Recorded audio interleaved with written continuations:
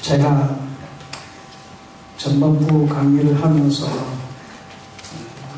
강의에 집중해달라는 부탁을 제가 들었는데 강의를 하면서 이렇게 보니까 한 분도 전부에 안 계시고 강의에 집중해 주셨습니다. 이 강사가 제일 행복한 것은 강의를 할 때 지원자들이 집중해 주실 때 제일 행복하거든요. 전반부 제 강의에 40분 주어졌는데 면 강사는 한 2, 3분 빨리 끝내는 게 면 강사입니다. 그래서 제가 한 37분 정도 한 것 같아요. 37분 동안 강의를 하면서 참 행복했습니다. 감사합니다.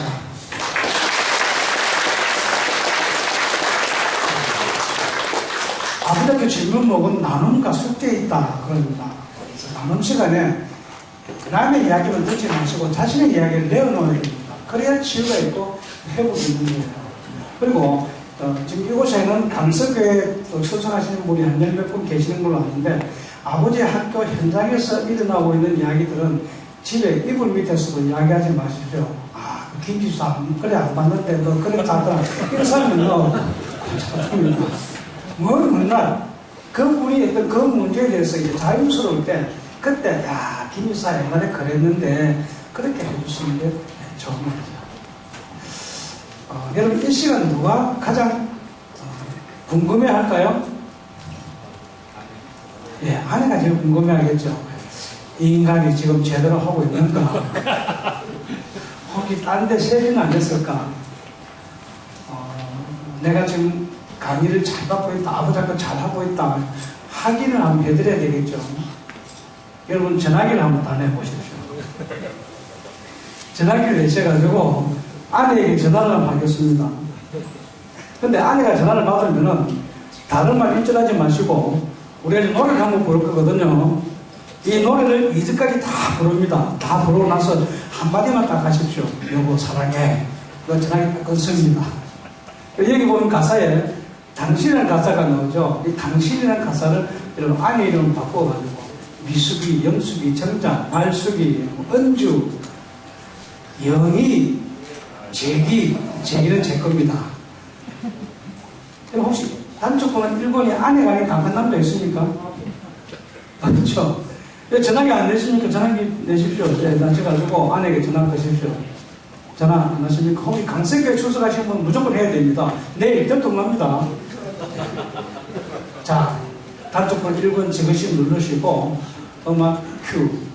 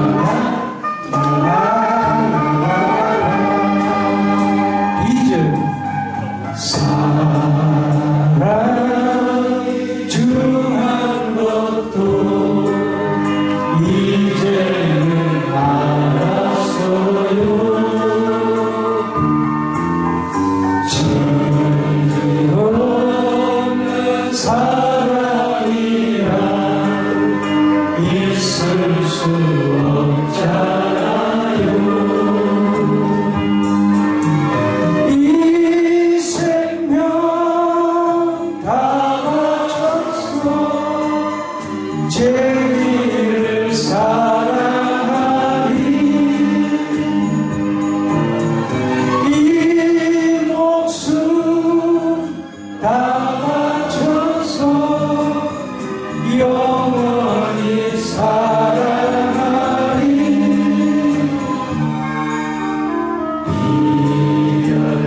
이별만은 말아줘요. 내 곁에 있어줘요. 정없는 사랑이라 있을 수 없잖아요. 다같이 여보 사랑해.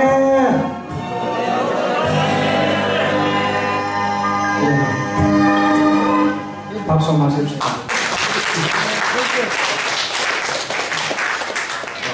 혹시 아내가 전화 받고 있다가 얼마나 노래방에 갔나?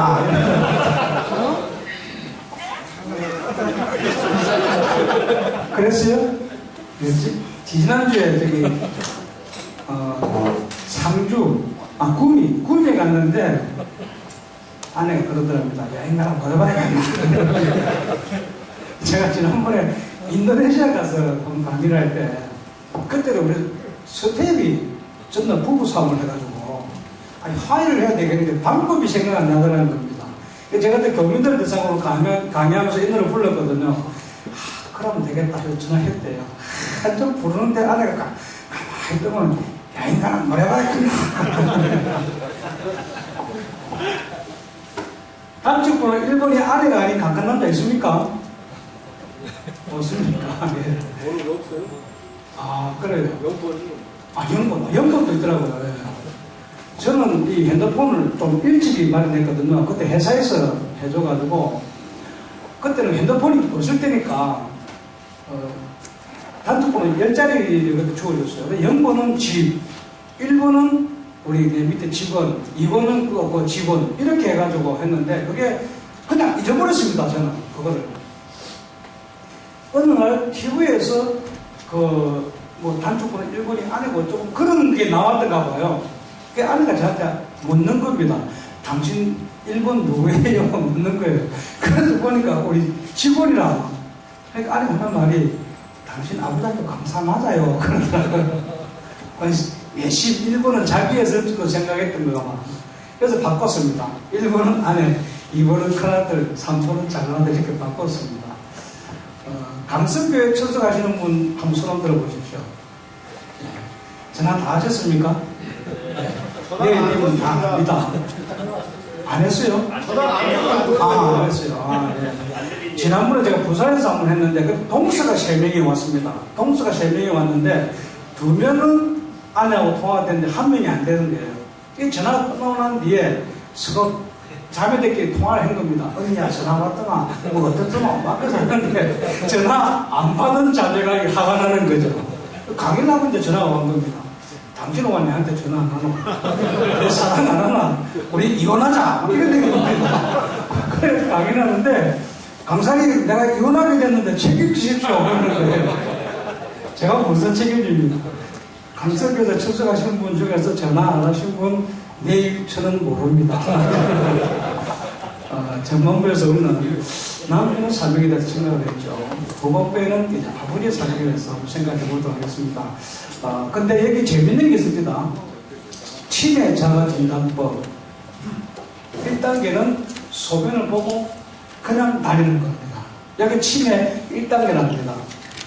2단계를 보니까 소변을 보고 넣지 않고 3단계는요 바지를 내놓고 소변을 4단계는 더 심각합니다. 남의 것도 잡고 남의 소변을 뺐어요. 네, 이건 웃자고 하는 거고요. 자, 그러면은 아버지의 사명은 뭐냐? 여러분 교재 100쪽에 보면은 아버지의 사명이 나옵니다. 첫째는 아버지는 자녀들의 삶의 원칙이라는 거죠.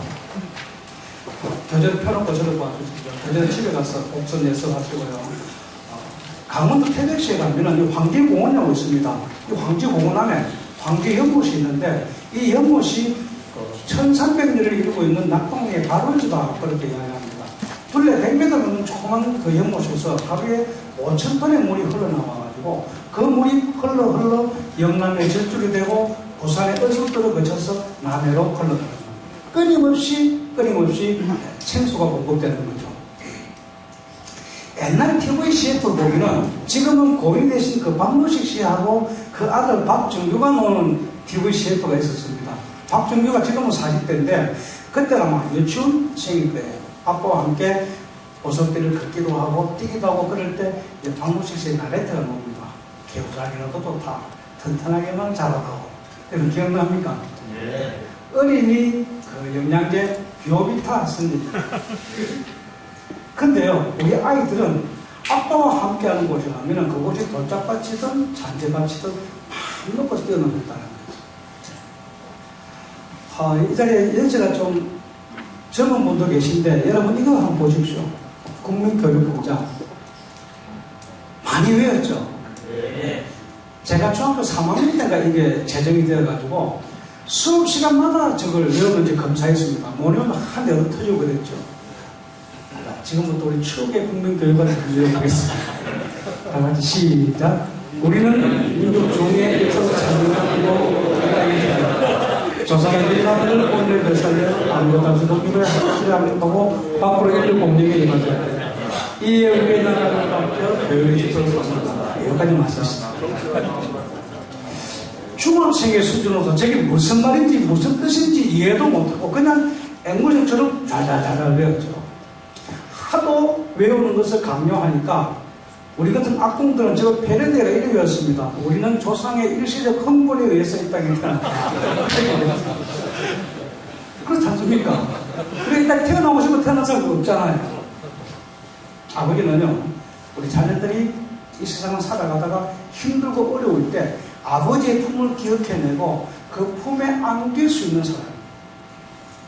아버지는 자녀들을 포를 저장으로 실만한 물가로 인도하십니다. 우리 아이들이 세상을 살아가다가 지치고 쓰러지고 넘어져서 도저히 일어설 힘조차도 없을 때 아버지를 통해서 힘을 공급받고 재충전해서 저 넓은 밖으로 마음껏 헤엄쳐 나가십니다. 이 삶의 원칙을 거죠. 여러분 가운데서 그 올드 팝송 팬이라면 좋아하는 노래가 있습니다. 올란도 앤 다운이 불렀던 하이어 옐로 리본 나온 디 올드 트리라는 노래죠. I'm coming home to my time. 이 1971년도에 발표된 노래인데요. 이게 그 당시 실화를 바탕으로 만든 노래라고 합니다. 미국이라는 나라가 워낙 땅도 넓고 사람도 많기 때문에 비슷한 실화가 참 많습니다. 근데 제가 알고 있는 실화는 이겁니다. 한 젊은이가 죄를 지어서 3년간 옥살이를 합니다. 추수를 할 때 되어가지고 아버지에게 편지를 보내죠. 아버지 제가 이제 추수를 합니다. 고향으로 가겠습니다. 아버지가 저를 용서해 주신다면 고향 집 옆 넓은 참나무 가지에 노란색 리본을 하나 달아주십시오. 그러면 아버지가 저를 용서하는 줄 알고 집으로 들어가고 리본이 없으면 용서를 하지 않는 줄 알고 그냥 가겠습니다. 아들이 출소를 합니다. 고향으로 가는 버스에 몸을 싣습니다. 버스가 점점 고향으로 다가가는데 이 젊은이는 마음에 조바심이 생기는 거죠. 이 기사에게 부탁합니다. 자기 사정을 설명하고 기사 아저씨가 대신 좀 봐달라. 나는 눈을 감고 있겠다. 이 처음으로 눈을 감죠. 버스가 고개를 넘고 언덕을 넘어서 이제 젊은이의 그 고향집에 가까이 갔을 때 그 기사와 그 승객들은 하고 탄성을 지르는 거예요. 그 젊은이의 고향집 옆 넓은 참나무 가지에는 수백 개의 노란색 리본이 바닥에 걸려있더라. 하나의 리본을 달았을 때 그 리본이 가지에 가려서 아들이 못 볼 수도 있다. 가지마다 리본을 달았던 아버지의 마음. 아버지는 우리에게 생명을 주신 분이죠. 그래서 송강영철은 아버지 날 낳으시고 어머니 날 기르시고 조선정조 시대의 사두관 이씨는 태교신교에서 아비는 자녀를 낳고 어미는 자녀를 기르고 스승을 가르치는 것 이 세 가지가 합쳐져야 온전한 사람이 될 수 있다. 아버지는 우리에게 생명을 주신 삶의 원천이라는 거예요. 두 번째는요, 아버지는 자녀들의 삶의 지표다. 여러분들 지난번 첫 번째 주에 배웠던 아버지의 4대 기능 중에서 세 번째가 인도학이라는 기능이 있을 겁니다. 이 인도학이라는 기능과 이 삶의 지표하고는 비슷합니다. 아버지는요, 아버지가 못 이룬 꿈을 자녀를 통해서 이루고자 하는 그런 욕심을 가지고 있습니다. 그래서 의사 집안에 보면 의사가 있고, 또 법조인 집안에 보면 법조인이 있고, 운동선수 집안에 보면 운동선수가 있고, 연예인 집안에 보면 연예인이고, 그렇죠. 이 잘못된 거 볼 수 있습니다. 그렇지만 내 아이가 내 꿈을 이룰 수 있는 역량이 있느냐 없느냐, 그건 아버지가 판단해야 되는 거죠. 그 역량이 없는 아이에게 무리한 것을 요구할 때는 아이에게 상처가 되는 겁니다. 우리 아버지 학교 스텝 중에서요, 고등학교 교사를 하고 있는 형제가 있습니다. 이분은 어릴 때부터 공부를 참 잘했대요. 내 꿈은 서울대를 가는 거다. 서울대를 못 갔습니다. 한이 되죠. 내 아이는 서울대를 보내겠다. 딸이 태어났습니다. 너무 똑똑합니다. 하늘을 가르쳐주면 열을 깨닫는 거예요. 그러니까 이 형제가 지극적 힘을 다해서 공부를 시켜줍니다. 상위권을 여자 아이가 중학교, 고등학교 갈수록 성적이 떨어지더니만 고3 때에는 서울 시내 4년의 대학에는 갈 수 없을 정도의 성적이 되는 거예요. 이 형제는 자기 40년 꿈이 와르르 무너지는 거죠. 그러니까 그 아이가 미운 거예요. 냉정하고 사슴맞게 되었습니다. 어느 날 아이에게서 전화가 걸려왔는데 이 형제는 평소처럼 하루 냉정하고 사슴맞게 전화를 탁 끊었습니다. 한 10분쯤 지났을까요? 아니로부터 전화가 걸려, 다급한 전화가 걸려왔는데 아이가 아파트 밑으로 떨어졌다는 거예요. 아빠가 정말 나를 미워하는가, 그것을 확인하기 위해서 전화를 했는데 그 전화기를 통해서 들려오는 아빠의 냉정하고 사슴맞은 음성, 아빠는 나를 미워한다. 미련 없이 아파트 밑으로 몸을 던집니다. 혹시 이전에 서울대가 나오신 분 계신다면 이해하십시오. 서울대학이 뭐길래 사랑하는 딸의 목숨과 맞바꾸느냐. 저는 두 분의 아버지를 소개하고 싶습니다. 더스틴 카터와 닉 부이치치. 닉 부이치치는 얼마 전에 힐링 캠프 나왔죠. 가족사를 이야기했습니다. 이 두 사람에게서 공통점은 팔다리가 없는 장애인입니다. 차이점은 닉은 선천적 장애인이죠. 태어날 때부터 팔다리 없이 태어났습니다. 태어날 때는 장애인인지 몰랐어요. 초등학교 1학년에 보니까 자기가 장애인이거든요. 자살을 결심합니다. 더스틴 카터는 5살까지는 정상인이었습니다. 명랑하고 쾌활하고 꿈도 많고. 근데 수막부근혈증이라는 질병을 치료하면서 팔다리를 결단합니다. 근데 이 두 사람에게 있어서 더 큰 공통점은 위대한 아버지가 있었다. 닉의 아버지는 목사님이시죠. 닉에게 너가 할 수 없는 일에 연연하지 말고 할 수 있는 것에 최선을 다해라. 아이가 학교에 입학할 때 장애인 학교 입학시키는 것이 아니라 일반인 학교 입학시킵니다. 일반인처럼 자라게 해준 거죠. 이 아이가 잘 자랍니다. 대학도 전공을 2개나 하고 17살 때 살기 없는 삶이라는 비영리 단체를 조직하고 전 세계를 다니면서 희망을 전하는 정서 역할을 하고 있죠. 팔다리가 없는 아이들에게 너도 제2의 닉 부이치치가 될 수 있다 하고 희망을 심어줍니다. 지금 결혼해서 아이도 있습니다. 더스틴 카터 5살 때 사진을 결단하고 집에 왔을 때 엄마는 안쓰러워서 다 해주려고 합니다. 근데 아버지는 안 해요. 너가 할 일은 너가 해라. 아빠, 나는 팔다리가 없어요.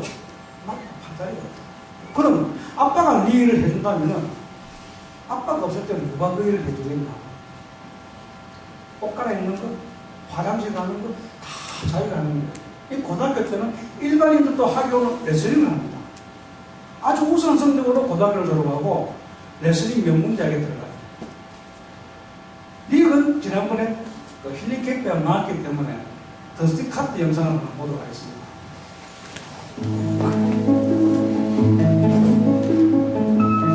한 아이가 있었다. 건강하고 천진했으며 무한한 가능성이 열려있는 것만 같던 시절.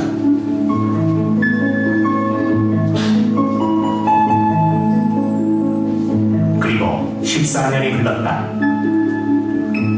His courage, his character speaks volumes.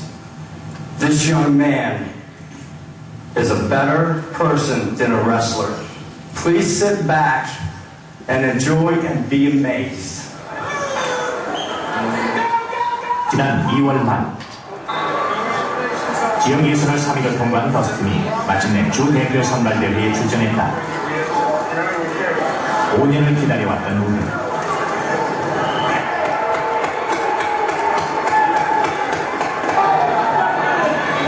8강전에서 패배하고만 더스틴.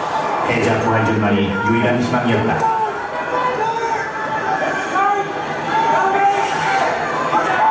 상대는 키가 작은 더스틴을 향해 집요하게 후면 공격을 시도해왔다. 더스틴은 사력을 다해 막아내고 있었다.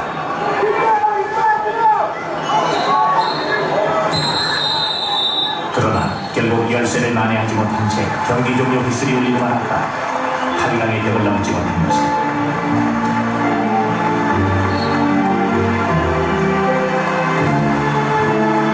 휘슬이 울리는 순간 천여 명의 관중들에게서 일제히 박수가 쏟아지기 시작했다. 더스틴을 향한 것이었다.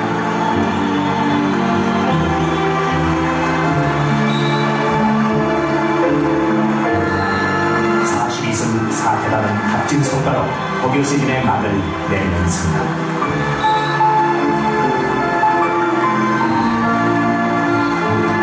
지난 5년간 피와 땀을 흘렸던 메토리를 더스틴은 한참 동안 떠나지 못했다.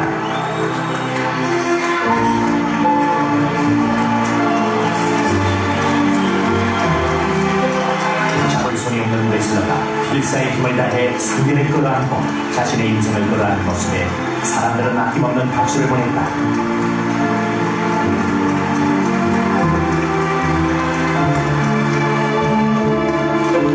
때로 승률이 낮은 무모한 도전도 해야 하는 이들 모두에게 더스틴은 작은 영웅이었다. I was in the hospital for about 3 months, and I came home after that. My mom was always the one to baby me, and my dad, he's always like, well, why don't you get up and do it yourself? And what am I going to do? Turn around and say, Dad, I have no hands and feet. That just all sounded. So I guess I just had to get up and do it myself. It took a while first, but I eventually got it down. Eventually, a couple tricks my dad used to get me to do stuff. He always said, one of these days you're going to be on your own. What are you going to do then? I'm like, dang, that's a good point. But I can't believe I've been admitting he's right. He's going to hold this to me when I get out of here. He's like, so you think I'm right, huh? But, my dad goes through so much, and he still keeps his head up. I mean, yeah, he's down. His life is hard. But he still keeps his head up. I'm so proud of him.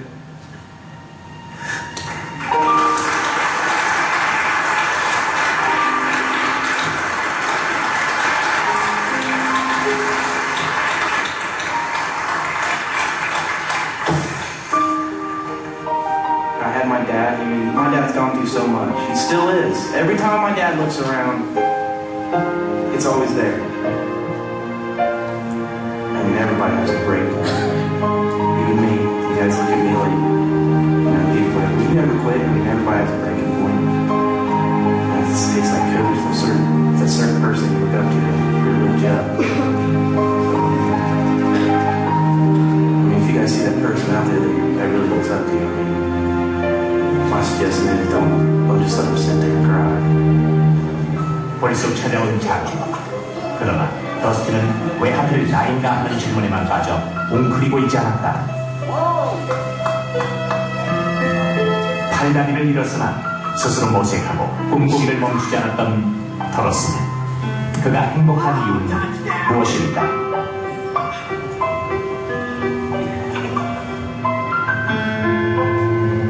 And honestly, if I can go back and, if somebody asked me, would you take your hands and feet now? I'd say no.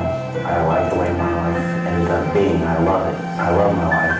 Every decision I've made, every bad decision I've made, every good decision I've made is everything from a random person not saying a word to me to a random person being nice to me because I'm handicapped. Every little thing that happened in my life is the outcome of what I am now. I like the outcome. I'm happy.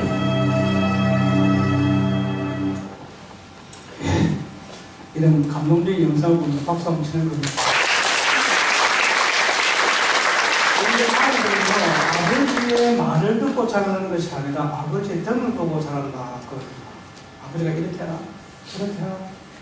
그게 아니라 아버지가 먼저 거기에 들어가면은 아이들이 그대로 따라간다는 거죠. 지금 여기 보면은 등기를 맞았습니다. 큰 망망대해에 조그만 조국배가 어디로 가야 할지는 모를 때 멀리서 등대의 그 불빛을 보고 항구로 찾아가는 거예요. 아버지는 우리 아이들이 어느 곳으로 가야 하는지를 가르쳐주는 등대로 지켜요. 세 번째요, 아버지는 자녀들에게 있어서 자부심이다. 이 사우스 다코타주에 가면은 러시모어라는 산이 있습니다. 러시모어라는 산 정상에 4명의 사람 얼굴이 조각되어 있는데 미국 대통령이죠. 조지 워싱턴, 토마스 제퍼슨, 에이브러햄 링컨, 지주도 루즈벨트, 이 4명의 대통령은 미국 역사의 자부심이다. 그렇게 하잖아요. 제가 전반부 때 말씀을 드렸는데 아버지는 자녀들로부터 인정받고 존경받기를 원한다. 우리 아들들이 나는 커서 아빠와 같은 그런 어른이 될 거야. 우리 딸들이 나는 커서 아빠와 같은 그런 남자와 결혼을 할 거야. 그런 이야기를 듣고 싶어 하는 거죠. 제가 아는 신학교를 제가 다닐 때 우리 그 가르치는 교수 목사님 저하고 나이는 됐습니다. 제가 늘 나이가 있을 때 생각하는데 그 목사님이 그런 거예요. 자기 아들이 학교 다닐 때 뭐 존경하는 인물을 이렇게 적는 거 있지 않습니까? 그때 아버지를 적었대요. 그렇게 그 기분이 좋다는 겁니다. 그런 우리 한국인 가운데서 미국 백악관의 장애인적 특별 보장을 지낸 분이 한 분 계십니다. 작년 2월 23일 날 촬영한 말기로 별세하셨죠. 강용호 박사님. 중학교 때 축구공에 만나서 망막방위로 실명하고 치료에 빠져 있다가 다시 공부를 하자. 그래서 장애인 중학교, 고등학교 졸업하고 연세대학을 차석으로 졸업하고 우리 장애인 신분 대체로 미국에서 박사학위를 받고 장애인 특별 보장까지 지냈습니다. 이분이 사회적으로 성공한 분이지만 가정적으로도 성공한 분이에요. 이분이 책을 여러 권 펴냈습니다. 그 중에 자기가 그 가정적으로 힘들었던 부분들을 이 30여 권 넣었는데요. 거기에 이깁니다. 자기 아들이, 큰아들이 5살 때 아침 식사 기도를 돌아가면서 했다. 근데 하루는 아들이 기도를 하는데 이렇게 하더래요. 하나님, 우리 아빠 눈 좀 뜨게 해주세요. 그래서 나와 함께 자전거도 타고 야구도 하고 운전도 할 수 있게 해주세요. 아들의 그 기도를 듣는 아버지의 마음은 무너지는 거죠. 아버지의 장애가 아이들의 성장 과정에서 장애적인 요소가 될 수 있다고. 그렇다고 해서 아이의 마음을 안심시켜준다고 애야, 아빠가 눈을 뜬단다, 이렇게 거짓말할 수도 없잖아요. 어떻게 하면 아이를 그렇게 마음을 가다듬어 줄 것인가. 고심고심 하다가 한 지혜가 떠올랐습니다.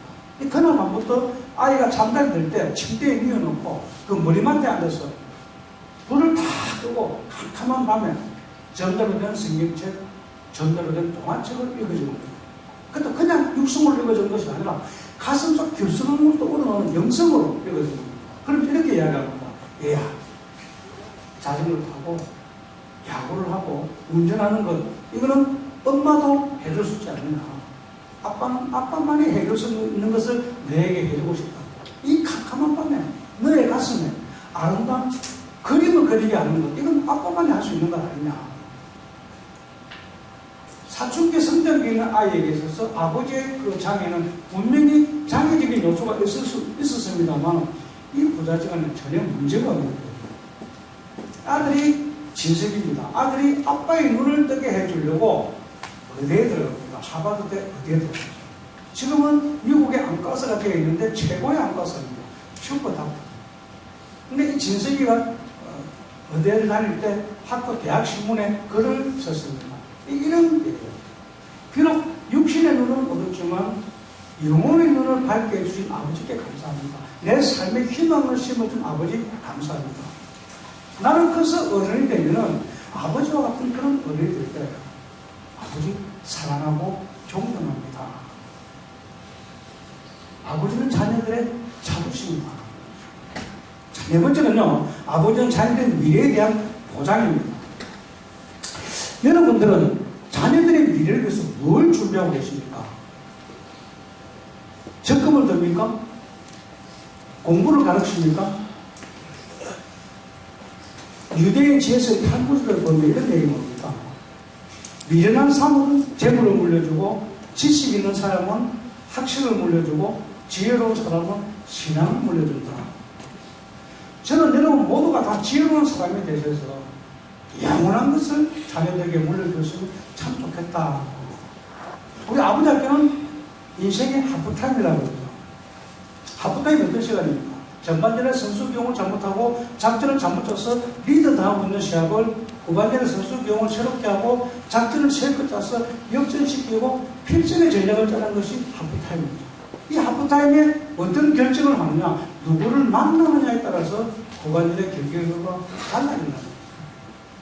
여러분도 지금까지 살아왔던 여러분의 삶을, 여러분 인생의 전반전을 가정한다면 성공적인 삶을 사실 것도 계시겠죠. 그러나 또 잘못된 삶을 사실 것도 계실 거란 말입니다. 그렇다고 내 인생 후반전까지 또다시 그런 잘못된 삶을 살 수는 없지 않느냐. 부작을 통해서 한번 지난 날을 되돌아보고 앞날에 새롭게 설계해보는 그런 삶을 살았으면 참 좋겠다.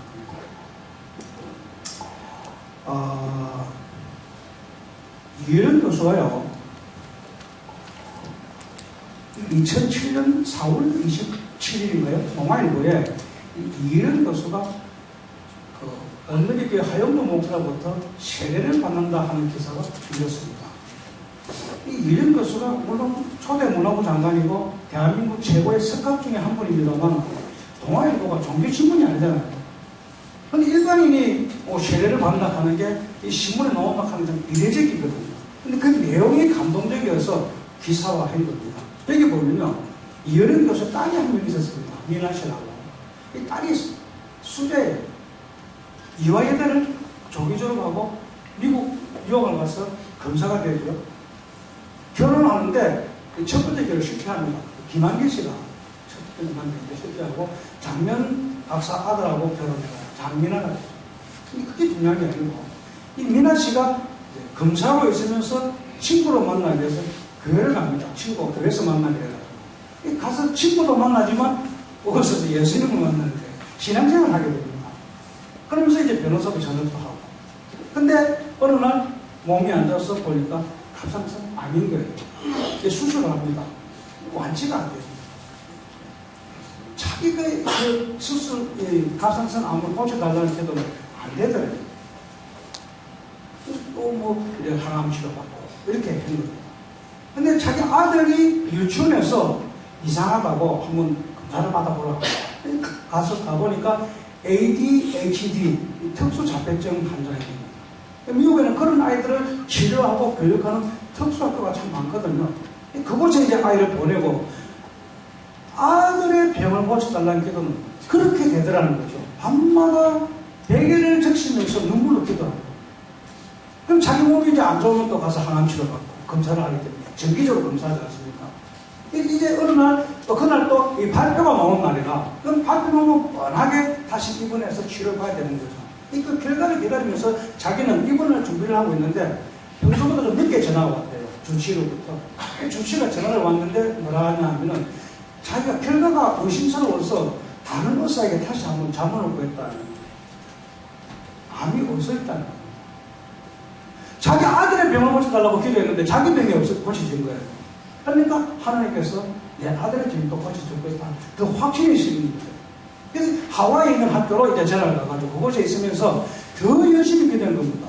밤마다 눈물로 이렇게 기도하다 보니까 각막이 찢어져가지고 망막방위로 실명하게 됩니다. 그 소식을 이해한 것을 보고 들은 거예요. 이 하와이로 날아갑니다. 보니까 딸아이가 눈이 안 보이니까 설거지를 못하는 거죠. 얘야, 너가 왜 이렇게 되어야 되나? 한국 가자. 미국 사람들 손가락이 굵어서 눈 수술 같은 정밀 수술을 못할 수도 있다. 한국 가자. 아빠가 고쳐줄게. 그러니까 미나는 그런 겁니다. 아빠, 그럼 오늘 나와 함께 교회를 갑시다. 그날 생전 처음으로 그 하와이 원주민 교회에 갔다고. 가서 무릎 꿇고 기도했대요. 하나님, 내 사랑하는 딸이 두 번 다시 나를 볼 수 없다는 것을 믿을 수가 없고 견딜 수가 없습니다.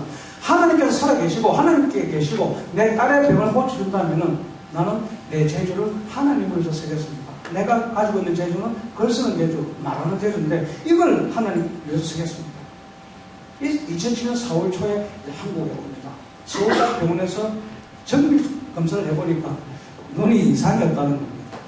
찢어진 각막이 붙어서 이상이 없느냐? 아니, 처음부터 이상이 없다는 거죠. 무슨 소리야? 미국에서 10년 판정을 받았다. 그러니까 그 의사가 하는 말이 그 영어를 잘 못하면서 그런 거 아니냐 그러더랍니다. 그럼 미국에서 검사 판사를 하는, 검사 변호사를 하는 그 고급 영어를 구사하는 사람이 영어를 못하겠어요. 하나님 고쳐주신 겁니다. 그러니까 이혜영 교수가 세례를 받겠다 하는 거죠. 이 기사가 들어가 보니까 이제 막 기자 해결까지 한 거예요. 여러분, 신문기자라는 사람은요, 그 사람이 아주 구린내 나는 것을 쾌가지고 막 밝히는 사람들입니다. 이 기자회견장에서 누가 그랬어요? 아니, 당신 같은 사람이 어떻게 세례를 받느냐. 그럼 예를 들어서 어떤 사람이에요? 그분은 대학을 졸업하자마자 중앙일보인가 논설위원으로 들어갑니다. 논설위원 같은 적어도 학식과 경륜이 지긋한 사람 아닙니까? 그러니까 젊은 사람들이 들어간 거예요. 그리고 30대는 서울대 최고의 인기 교수였습니다. 그런데 이분이 늘 하는 이야기가 기독교는 허구에서 출발한 종교이기 때문에 거짓 종교예요. 나는 기독교를 인정할 수 없다 하는 사람이었습니다. 그런 당신이 어떻게 세례를 받느냐 하는 거죠. 이게 이런 거죠. 이런 이야기합니다. 내 사랑하는 딸이 가슴에서 암에 걸리고 10년 판정을 받고 그 사랑하는 아들이 특수 자폐증 환자가 되는 이 삼중고에서 어려울 때 육신의 아버지 나는 그 딸을 위해서 해줄 수 있는 것이 아무것도 없더라고요. 그런데 영적인 그 아버지가 모든 것을 다 해결해 주더라고요. 그런 아버지를 내가 어떻게 인정하지 않을 수 있느냐? 이 지성에서 영성으로라는 거예요. 그때 신문 제호가 지성에서 영성. 지금 지성에서 영성 책에 나와 있지 않습니까? 여러분, 아버지는요, 자녀의 삶의 원천이요, 삶의 지표요, 자부심이요, 보장인 겁니다. 저는 한식을 소개하면서 제 강의를 마무리하겠습니다. 나 하나 꽃피고 풀밭이 달라지겠냐고 말하지 말아라. 너가 꽃피고 내가 꽃피면 결국 풀밭이 온통 꽃밭이 되는 것 아니겠느냐. 나 하나 물들어 산이 달라지겠냐고도 말하지 말아라. 내가 물들고 너가 물들면 결국 온 산이 확확 차오르는 것 아니겠느냐. 조동아 시인의 나 하나 꽃피고라고 했습니다. 여러분, 변화라는 것은요, 너가 먼저 변하는 것이 아니라 내가 먼저 변해야 됩니다. 나를 변화시킬 수 있는 사람은 나 자신밖에 없습니다. 여러분들이 먼저 변화하셔서 여러분 가정이 정말 하나님께서 기뻐하시고 원하시는 그런 아름답고 행복한 날이 되시기를 바랍니다. 이상으로 강의를 마치겠습니다. 감사합니다.